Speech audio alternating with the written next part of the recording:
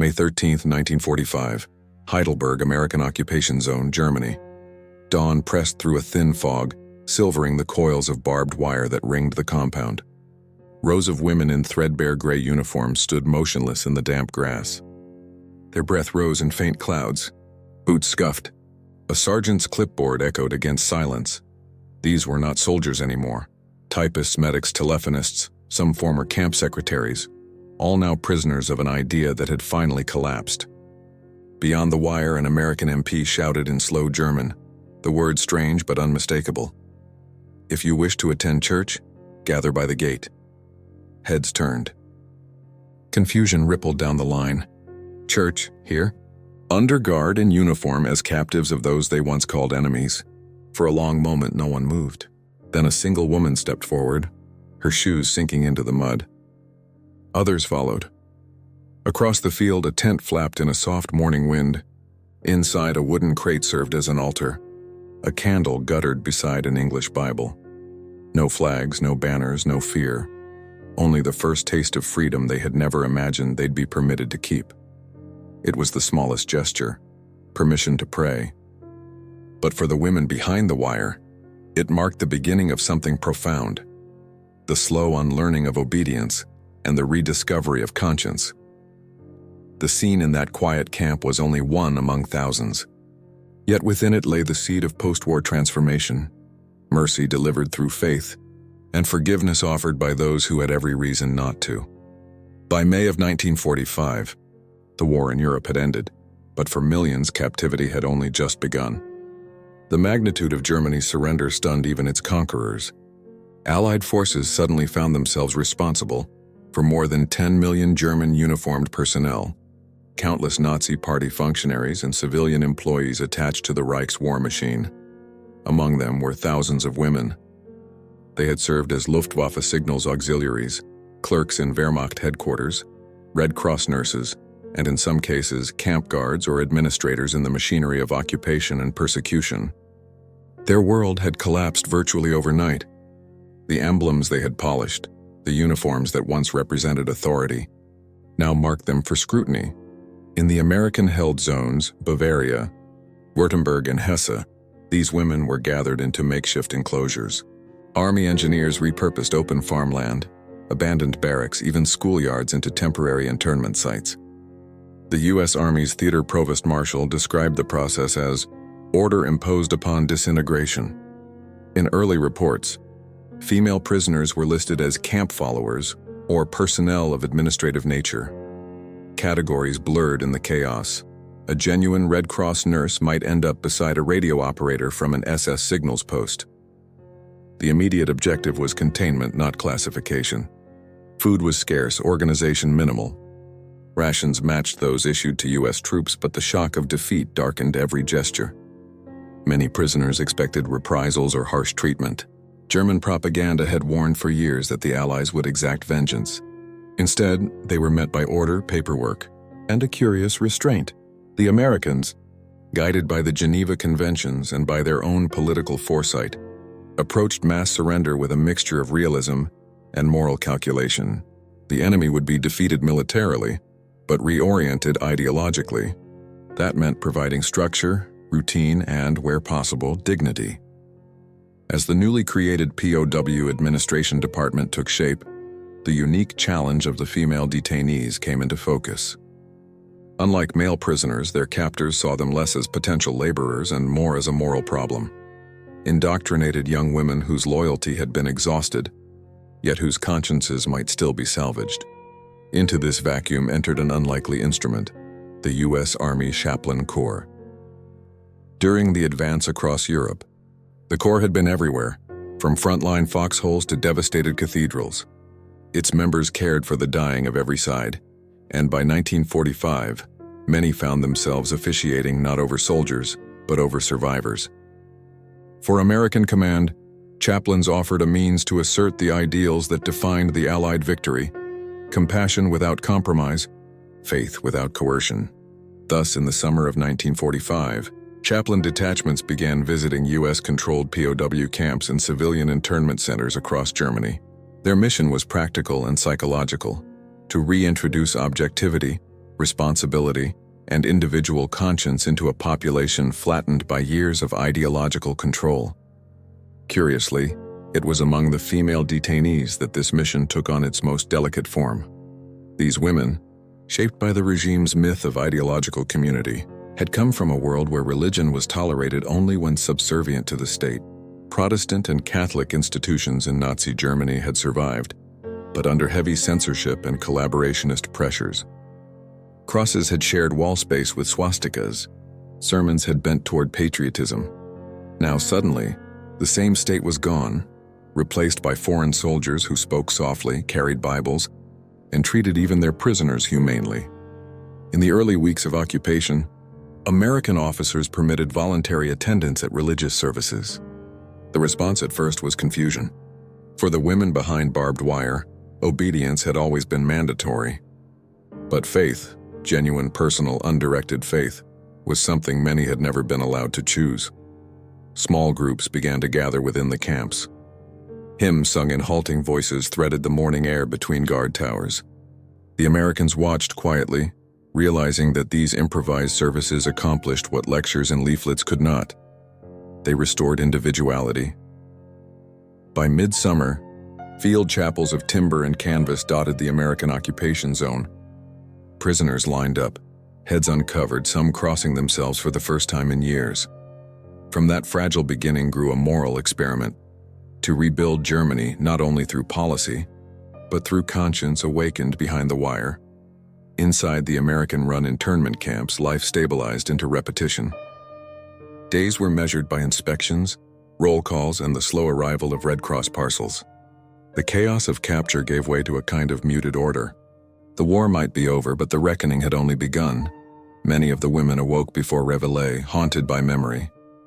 They scrubbed tin cups, stitched worn blankets, and lined up for the watery coffee ration. Guards patrolled between the barracks, mostly young Americans in pressed khaki who looked no older than their prisoners. The women watched them with a mixture of fear and curiosity. News filtered in through rumor. Hitler dead, Goebbels dead, Himmler captured, Nuremberg preparing for trials. The rest was silence, except for one new element that no one could quite explain: church bells. In late May 1945, U.S. Army chaplains received orders authorizing voluntary religious practice among internees. The War Department viewed moral and spiritual rehabilitation as a component of denazification. Faith cannot be re-educated by force, one circular read, but freedom of faith is itself the re-education. It was a radical reversal of what these women had known. Under the Reich, religious gatherings had been tolerated only within state-approved contexts. The regime had recast Christianity into the mold of racial ideology, suppressing church youth groups, closing seminaries, and replacing scripture with slogans. For those who worked within the war structure, especially in the auxiliary services, church attendance had been minimized, a distraction from duty. Now, their conquerors encouraged it. At the Frauenlager near Ludwigsburg, an American Protestant chaplain, Captain John Worsham, built an altar from ammunition crates and lined benches from old planks. Catholic and Protestant masses alternated by day. Attendance was optional. The first morning, no one came. The second, 10 women arrived, standing at the back in nervous silence. By the end of the week, more than 100 crowded under the tent's canvas roof. Reports from similar camps at Hohenasperg, Dietersheim, and Darmstadt described the same pattern. The permission to worship invoked something deeper than nostalgia. It reopened a moral dialogue long frozen under authoritarianism. For the American guards, the transformation was palpable. Women who had refused to speak now greeted them politely, asking for hymnals or candles. One record from the 106th Military Government Detachment noted that morale improved markedly after recognition of human spiritual need. But for many of the captives, the experience remained surreal. They could not reconcile captivity with kindness, nor the presence of freedom within confinement. Some whispered that it was a trick meant to expose hypocrisy. Yet when nothing happened, no punishment, no test, suspicion began to dissolve. Letters from chaplains testified to disbelief turned inward. One wrote, "They came to service expecting reprimand. They stayed because they saw mercy extended where they expected judgment." Historically, those moments mark the earliest stage of Germany's moral reconstruction. Before open elections, before denazification tribunals, came this quiet reawakening. Captured women, many complicit in the administrative machinery of Nazism, permitted to pray for forgiveness they didn't yet know how to articulate. The Americans understood symbolism. Allowing captured enemy personnel to attend church was propaganda of another kind, demonstrating ideological victory not through vengeance, but through liberty. Across the Atlantic, American newspapers printed photos of chaplains conducting open-air services for prisoners under gray Bavarian skies. The images showed defeated faces turned upward in sunlight, filtered through the ruins of their faith. The war had been fought against tyranny that demanded total belief in the state. Now, in its aftermath, the victors would prove their point through paradox. By granting the vanquished the one thing the Reich had feared most, freedom of conscience, that paradox, mercy where obedience once ruled, would soon reveal the depths of its human consequences. In the early occupation months, American observers recorded an emotional pattern among the female internees: exhaustion, fear, and then bewilderment. For years, their reality had been rigid, faith in Führer and duty in the belief that control equaled safety. The surrender had stripped that structure away, leaving space they did not know how to fill. Religious freedom, offered so casually by their captors, fell into that space like an object from another planet. To the Americans, it was normal. To these women, it was almost incomprehensible. Freedom without orders? Prayer without permission? Some refused at first, citing disbelief or suspicion. Others attended compulsively, hoping to prove compliance. Then something shifted. Week after week, chaplains spoke of forgiveness not as reward but as choice. Historians later wrote of an unlearning curve, where former auxiliaries gradually distinguished obedience from morality. Testimonies describe women who wept during hymns they had not sung since before the war. Hymns, banned or rewritten under Nazi cultural policy. Psychiatrists attached to the Allied Psychological Warfare Division noted reduced aggression and despondency in camps with regular worship. Behind those numbers lay individuals rediscovering autonomy. For some, faith became a confession. For others, simply the first act of independent thought in years. The chaplains, drawn from every U.S. denomination, approached their mission with equal parts professionalism and awe. Many had landed on Normandy's beaches, tended to dying GIs in France, and carried portable altars through smoke and ruin. Now, only months later, they faced former enemies, women who might have applauded those deaths. Yet they followed the order handed down from the War Department: moral reorientation through liberty. To compel worship is tyranny. To forbid it is the same, read Chaplain Corps Memorandum 32A. The instruction was more than policy. It was a declaration of values. American officers quickly recognized the psychological benefit. Where compassion governed, order followed. The same chaplains who held services also mediated between guards and prisoners, taught English, distributed Bibles and humanitarian tracts. Their reports home spoke not of triumph but of humility. These women have lost everything and still attend. For the occupying power, such scenes doubled as proof of contrast. Nazi Germany had offered ritual without conscience. America offered conscience without compulsion. Permission to attend church thus served a dual purpose: practical discipline and ideological statement. Chaplain Henry Gericke, dispatched later to the Nuremberg jail to minister to high-ranking war criminals, had honed this approach amid ordinary prisoners of war. His method was simple: trust first, judgment later. He wrote that compassion unsettles them more than authority ever could. Religion in Germany before 1945 had existed under severe tension. The Nazi state publicly claimed to uphold positive Christianity, while privately eroding it. Churches could perform sacraments, yet censorship dictated tone. Large parts of theology bent toward nationalism. The result was a controlled piety, rituals divorced from conscience. The American arrival upended that distortion. When a Catholic Mass was held in an internment yard under the stars, it had no propagandist framing, no speeches preceding it. For the first time, many attendants realized that worship could exist without ideology attached. The theological shock was immense. Post-war German pastors, themselves prisoners in neighboring compounds, later described these services as the first untainted faith our people had seen in 13 years. American chaplains introduced sermon subjects that would have been censored: the sanctity of every life, repentance over obedience, the moral cost of silence. Culturally, the events resonated beyond religion.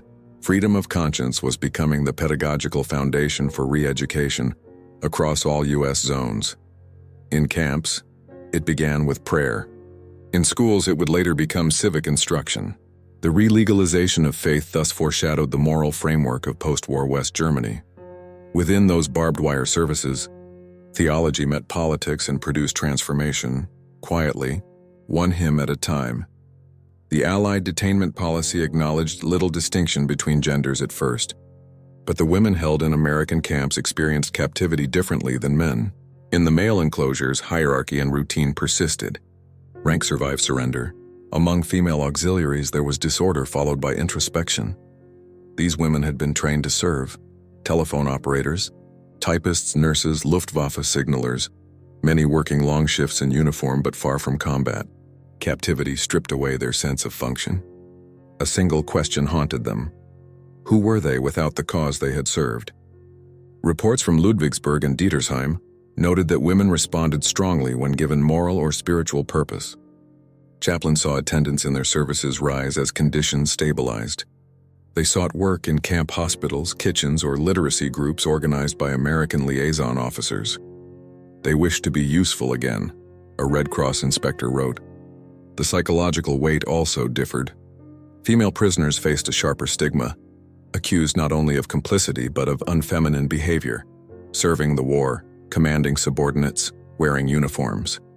In the pews of makeshift chapels, they faced reflection rather than command. Many remembered childhood devotions abandoned under the Reich's uniform codes. For some, that return was fraught with guilt that exceeded ideology: guilt for lost brothers, for silence, for survival itself. Chaplains later observed that surrender expressed differently among women, in listening, not in argument. The reintroduction of worship allowed femininity to reattach itself to compassion instead of discipline. Behind the sermons and hymns was a deeper confrontation: forgiveness. The chaplains knew that many before them had served at the edges of atrocity, in office work that fed the camps, in trains scheduled by their typewriters.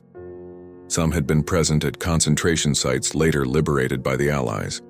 To offer these women prayer meant facing the moral paradox of compassion for those implicated in evil. American clergy wrestled with it openly. Records from the Army Chaplain Journal revealed debates among officers. Could absolution be granted amid unrepented guilt? Their consensus was revolutionary in its simplicity. Grace must be offered, not imposed. Inside the wire, that grace unsettled. Some prisoners rejected it outright, insisting they were guilty only of duty. Others, overwhelmed, wept through sermons about mercy's cost. A chaplain stationed near Nuremberg recorded, "For the first time, they differentiated between obedience and conscience." That line later appeared in Allied reorientation curricula. To the Americans, this was moral warfare by other means. Where ideology had demanded certainty, they introduced doubt, the fertile kind that grows empathy. Few prisoners immediately transformed, but seeds were planted. Each confession whispered in broken English or Latin marked a subtle victory, not of one nation over another, but of moral freedom over political submission. Beyond faith and emotion, the policy carried strategic foresight. Washington and the Allied Control Council aimed to engineer a democratic mindset from the ruins. Allowing religious freedom to prisoners showcased the pragmatic application of the Atlantic Charter: freedom of belief, even for the conquered. In practical terms, the initiative reduced unrest. Internal camp unrest faded as chaplain services began. Psychiatrist reports noted fewer self-harm incidents, lower aggression, and a measurable rise in cooperation during interrogations. American intelligence understood the effect. Compassion stabilized governance faster than coercion. These micro-level transformations had a macro consequence. A generation later, many of these same women became the nucleus of post-war humanitarian institutions: Caritas nurses, social workers, parish volunteers. Their reorientation behind wire evolved into the civic backbone of West Germany's recovery. Thus, what began as an experiment in leniency became an educational prototype. The Allied authorities found that liberty exercised under surveillance cultivated loyalty far better than punishment did. In the crucible of captivity, conscience became policy and policy birthed reconstruction. By the year's end, from makeshift altars and borrowed hymn books, a moral architecture stood ready for the rebuilding of a nation. The fences would remain for a while yet, but through them passed something invisible, stronger than steel, the habit of moral choice. That habit would soon be tested by one extraordinary episode, a single service that turned skepticism into faith and prisoners into participants in their own redemption. September 2, 1944, Fraueninternierungslager. Ludwigsburg, American Zone, Germany. The morning broke cold and gray, the first hints of autumn threading through the fog. Inside the wooden perimeter fence, word spread quickly. The Americans were holding an open-air service. No orders, no lists. Attendance voluntary. At one end of the compound, soldiers from the 106th Military Government Detachment had cleared an area between two barracks. A rough wooden cross stood upright in the earth, cut from the ruins of a nearby church bombed months earlier. A crate draped in white cloth served as an altar. 2 candles flickered beside a dented tin chalice. From the opposite end of the yard came the shuffle of boots and clatter of tin mess cups. Women emerged hesitantly from the barracks, some in former Wehrmacht uniforms stripped of insignia, others barefoot in patched civilian clothes. The air smelled of damp straw and low smoke from the guardhouse stove. The American chaplain, Captain Worsham, stood erect at the makeshift altar. His German was halting, but his intent was clear. Dies ist kein Befehl. Dies ist eine Einladung. This is not an order, this is an invitation. For a moment, no one moved. Then a handful of women approached. 2 Red Cross nurses, a Luftwaffe typist clutching a Bible wrapped in paper, and an older matron who crossed herself timidly. They sat on crude benches built from ration crate planks. Behind them, others gathered quietly. Within minutes, more than 200 filled the open space. A corporal strummed a borrowed accordion. The tune wavered, then found its footing. Ein feste Burg ist unser Gott.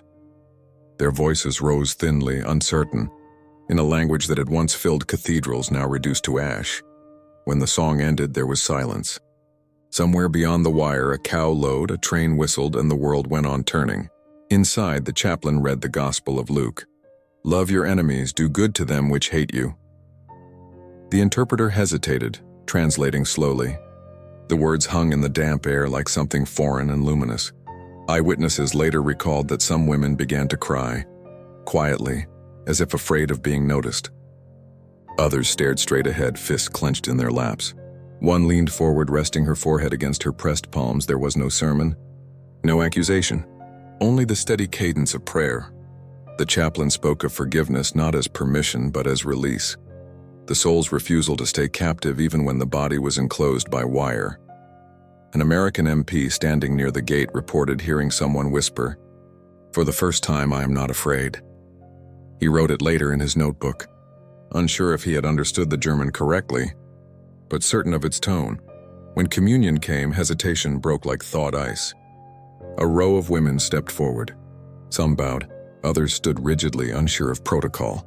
The chaplain's hands trembled slightly as he handed the chalice, aware more than anyone of the enormity behind the ritual. Afterward, he dismissed them in silence. There was no applause, no orders, no speeches, only a faint murmur of Danke.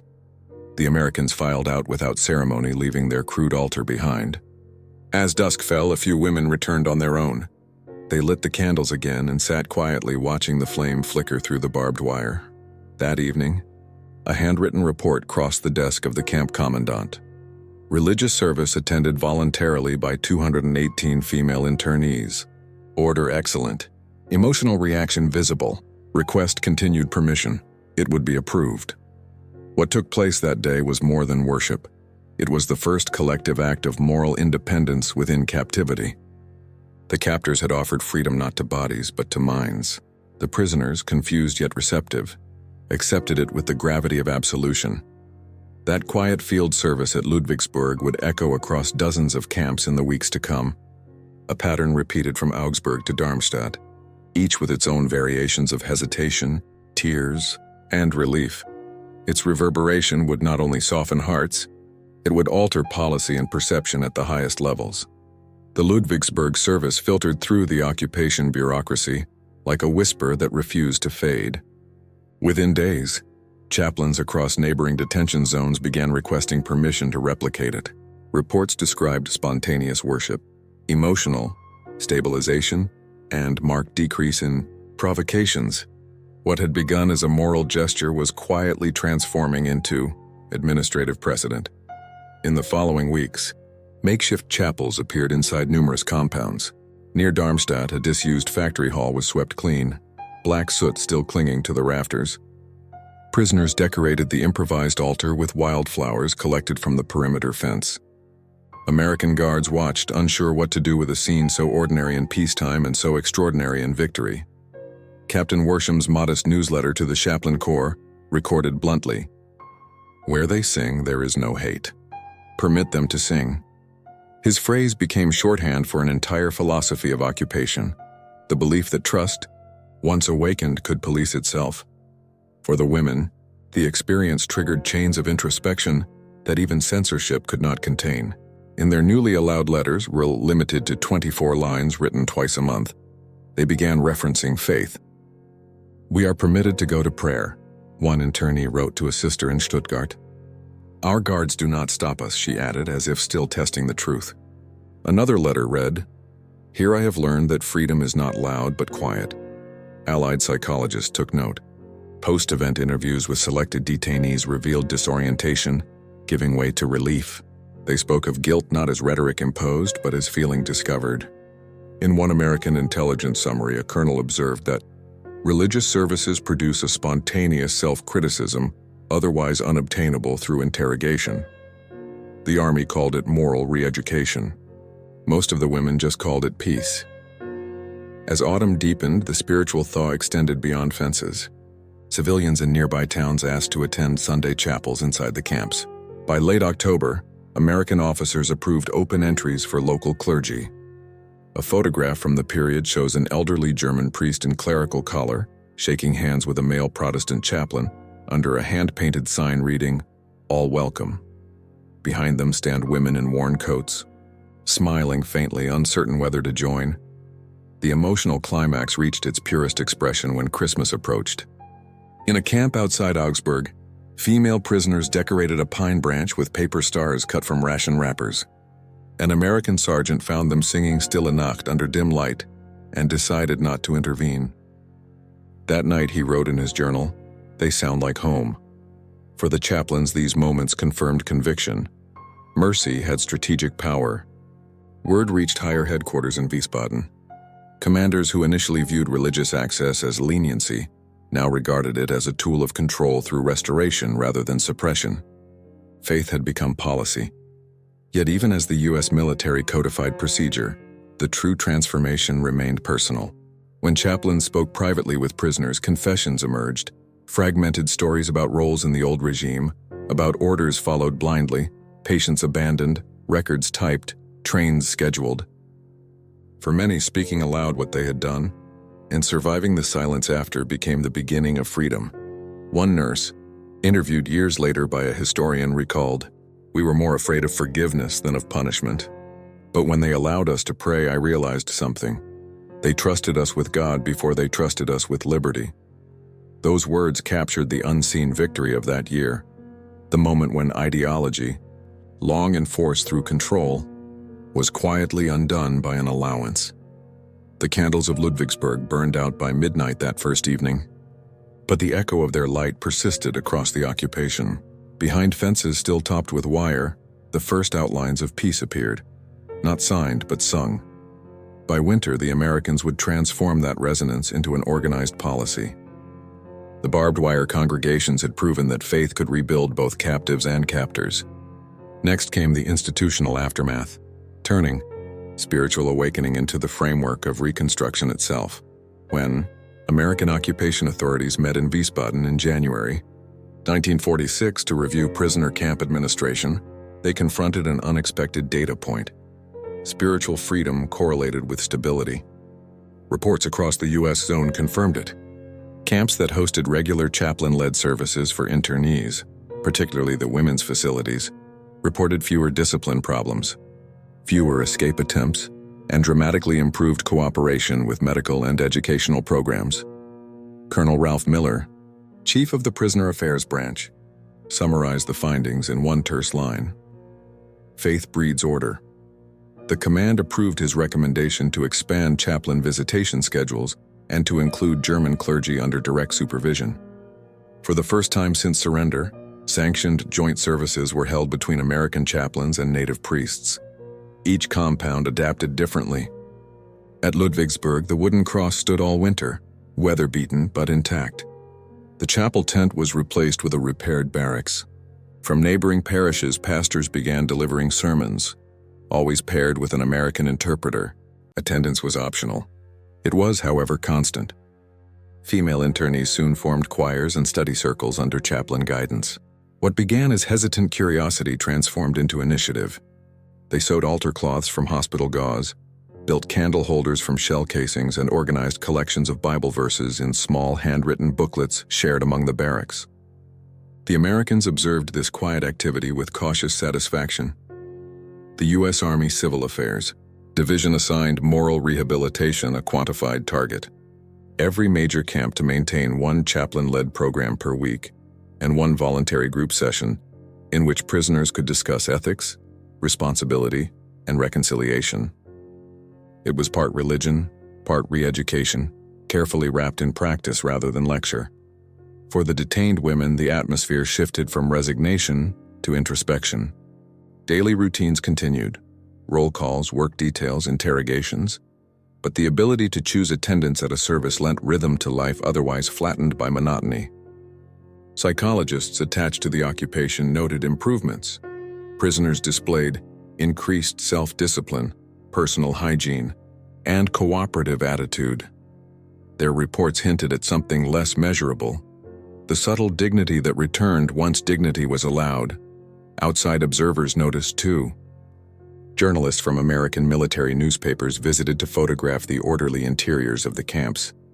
A 1946 Stars and Stripes issue featured an image of white-scarfed German women singing behind a barbed wire perimeter with the caption, "Faith survives the Reich."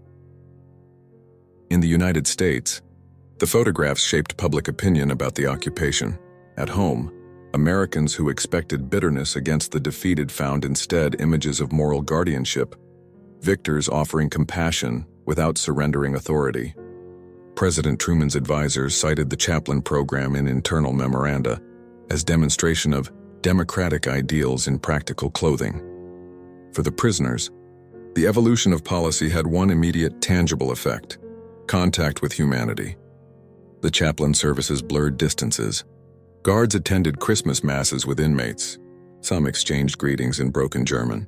The official separation between conqueror and captive remained, but the tone had softened into coexistence.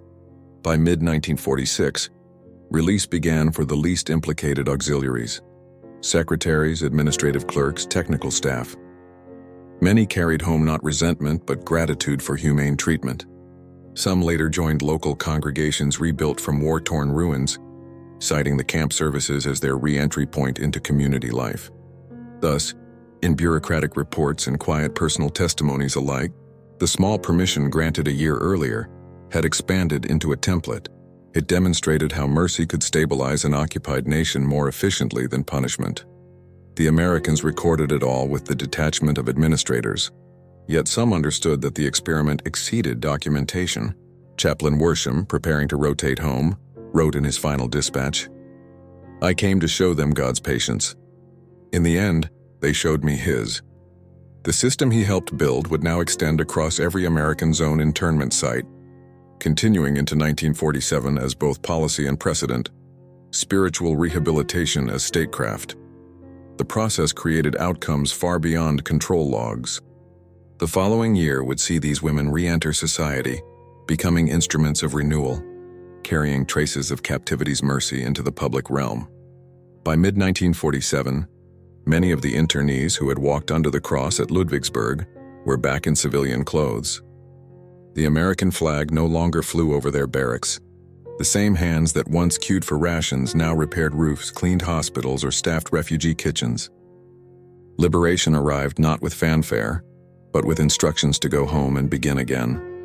Their reintegration into a fractured society unfolded quietly. Germany lay divided into occupation zones, its institutions hollowed out. Yet everywhere the seeds planted behind barbed wire took root.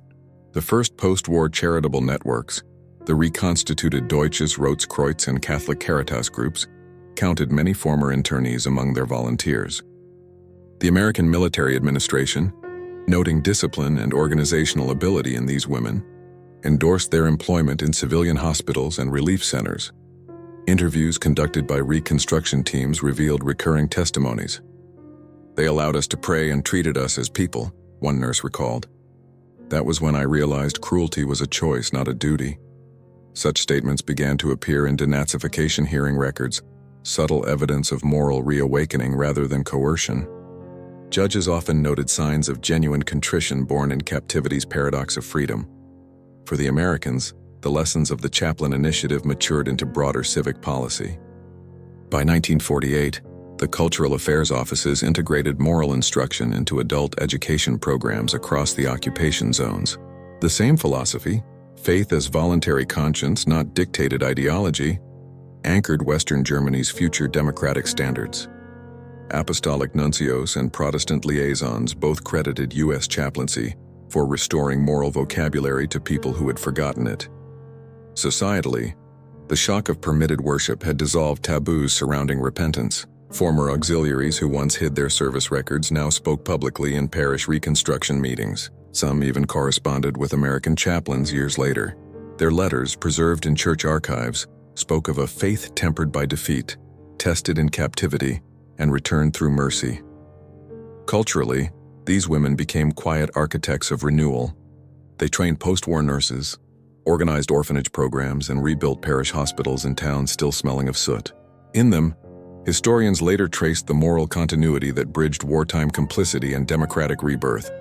The occupation authorities measured success in bureaucratic metrics: lower camp violence, improved sanitation, faster denazification approvals. But intangible outcomes mattered more: humility replacing fear, prayer replacing propaganda, conscience replacing command. Behind the numbers lay the simple human constant. Once people were trusted to act as moral beings, they behaved as such. By the early 1950s, when American forces turned administrative control fully over to the emerging Federal Republic, the legacy of those early services remained in institutional memory. German clergy continued joint ecumenical meetings with U.S. chaplains well into the decade. Even the design of new West German military chaplaincies reflected lessons learned from the occupation: spiritual autonomy inside structured authority. Reflecting in his memoirs, a U.S. brigadier later wrote, "We discovered converts not to our religion, but to responsibility. They learned that freedom is answered by self-control, not by command." That discovery reshaped relations between the former enemies in subtle but enduring ways. Friendship societies, sister city alliances, and charitable exchanges that blossomed in the 1950s owed as much to shared values as to shared reconstruction funds. What had begun within the wire as a small permission to attend church had become a cornerstone of moral reconstruction. The theology of grace became quietly a policy of peace. Now, with the fences down and the guards replaced by neighbors, only memory held the image of that wooden cross against the Bavarian fog. The story of what those women learned beneath it would continue to ripple through generations, long after the barbed wire had rusted away. From that fragile spiritual rebirth, modern German civil society found one of its gentlest origins. The war's human wreckage had been immense, but through an act of mercy, a nation began stitching together its conscience. History remembers the noise, the bombings, the speeches, the surrender ceremonies that closed one age and opened another.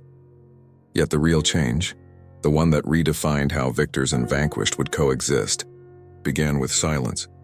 In a tent, in a camp, among women who no longer recognized the world or themselves.